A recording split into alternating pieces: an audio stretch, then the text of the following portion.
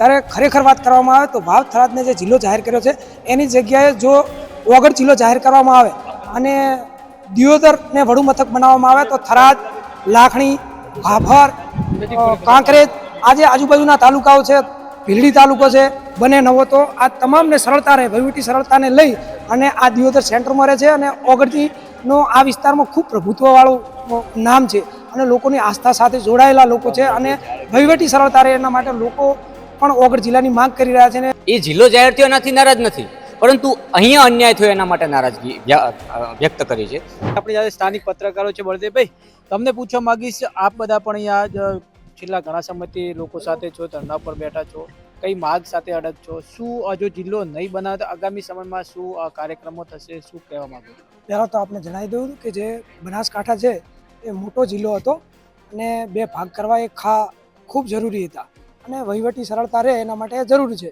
પણ આ વિસ્તારના લોકોનું આજથી મેં 10 વર્ષ પહેલાં હું બીકે ન્યૂઝમાં કામ કરતો હતો, એ વખતે મેં લીડ સમાચાર છાપ્યા હતા. એ વખતે પણ લોકોની માગ હતી, 10 વર્ષ પહેલાં મેં સમાચાર છાપ્યા, હેડલાઇન્સ હતી કે ઓગળ જિલ્લો અલગ લોકોની માગ છે. એને લઈ અને વારંવાર લોકો પણ રજૂઆત કરતા હતા અને જે આ થરાદ વાવ જે જિલ્લો બન્યો છે એને લઈને આ વિસ્તારના લોકોમાં ખૂબ નારાજગી જોવા મળી રહી છે અને લોકો ધરણા ઉપર છે, અલગ અલગ રીતે સોશિયલ મીડિયા છે, ન્યૂઝમાં છે, દરેક જગ્યાએ પોતપોતાનો વિરોધ નોંધાવે છે. ત્યારે ખરેખર વાત કરવામાં આવે તો વાવ થરાદને જે જિલ્લો જાહેર કર્યો છે એની જગ્યાએ જો ઓગળ જિલ્લો જાહેર કરવામાં આવે અને દિયોદરને વડુ મથક બનાવવામાં આવે તો થરાદ, લાખણી, ભાભર, કાંકરેજ આજે આજુબાજુના તાલુકાઓ છે, ભીલડી તાલુકો છે, બને નવો, તો આ તમામને સરળતા રહે, વહીવટી સરળતાને લઈ અને આ દિયોદર સેન્ટરમાં રહે છે અને ઓગળજીનો આ વિસ્તારમાં ખૂબ પ્રભુત્વવાળું નામ છે અને લોકોની આસ્થા સાથે જોડાયેલા લોકો છે અને વહીવટી સરળતા રહે એના માટે લોકો પણ ઓગળ જિલ્લાની માંગ કરી રહ્યા છે અને આને જે માંગ છે એ બુલંદ કરી રહ્યા છે ને જ્યાં સુધી કોઈ પણ પરિણામ નહીં આવે ત્યાં સુધી દિયોદર તાલુકા અને આસપાસના જે 5 તાલુકા છે એ તાલુકાના લોકો એ મરણીયા પ્રયાસો કરીને એ એમની લડત છેડ સુપ્રીમ કોર્ટ સુધી લડી લેવાની વાત ચાલી રહી છે અને આ લડત આગળ જાય એવું મને આ તબક્કે લાગી રહ્યું છે. આગળ સુધી આ લડત લડશે તેવું કહે છે. આપણી સાથે રાજભાઈ છે. રાજભાઈ, જે રીતે આ ઓગળ જિલ્લાની માગ છે, એક બાજુ આપણે જોઈએ છે કે વાવ થરાદ જિલ્લો બની ગયો છે, આ બાજુ બનાસકાંઠા જિલ્લો છે, વચ્ચે દિયોદર આવેલું છે. હવે શા માટે આ માગ? કારણ કે 2 જિલ્લાઓ તો થઈ ચૂક્યા છે, કદાચ ઓગળ જિલ્લાની વર્ષોથી માગ તો હતી, મને ખબર છે, પણ હવે શું? કારણ કે માગ બની ગયા પછી શા માટે? રોષ અને નારાજગી એટલા માટે છે કે ઘણા સમયથી આ માંગણી હતી. વાવ થરાદને જિલ્લો જાહેર કર્યો, આ માંગણીની શરૂઆત થઈ એવું નથી.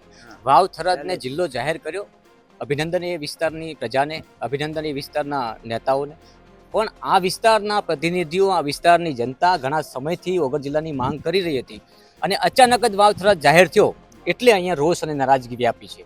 અને જ્યારથી વાવ થરાદ જાહેર થયો ત્યારના તમામ બધા જ આગેવાનો ખુશ છે.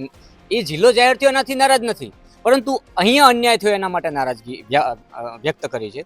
અત્યાર સુધી છેલ્લા લગભગ 15 દિવસથી આ ઉપવાસ આંદોલનો ચાલી રહ્યા છે. આજે એક મહારેલીનું આયોજન હતું, વાહન, બાઇક રેલી મોટી સંખ્યામાં અહીંયા હાલ આપણે જે ઊભા છે એ જ તપોભૂમિ છે, એ જ ઓગળનાથની ભૂમિ છે અને આ ઓગળનાથની ભૂમિમાં 3 તાલુકા ઘેરાયેલા છે, ભાભર, કાંકરેજ અને દિયોદર.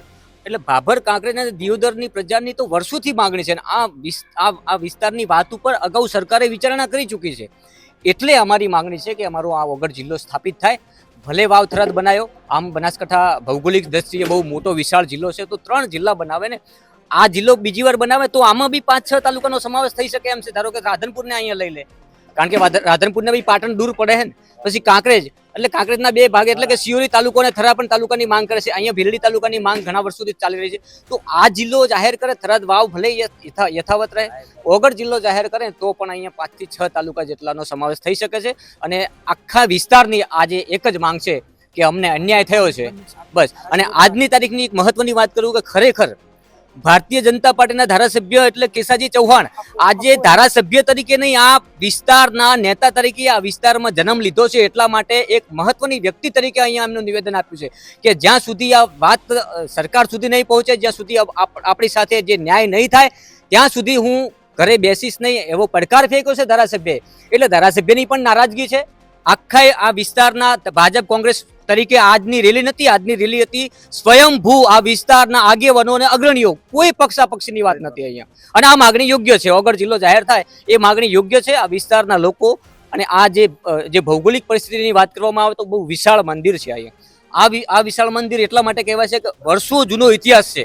અને આ જે તમે કદાચ સાંભળ્યું છે, અહીંયા નગર તેરવાડા હતું, આજે બી ચેહર માતાના નામથી નગર તેરવાડા પ્રખ્યાત છે. એ વર્ષો જૂનો ઇતિહાસ અકબંધ રહે એના માટે આ ઓગળ જિલ્લાની સ્થાપના થવી ખૂબ જરૂરી છે.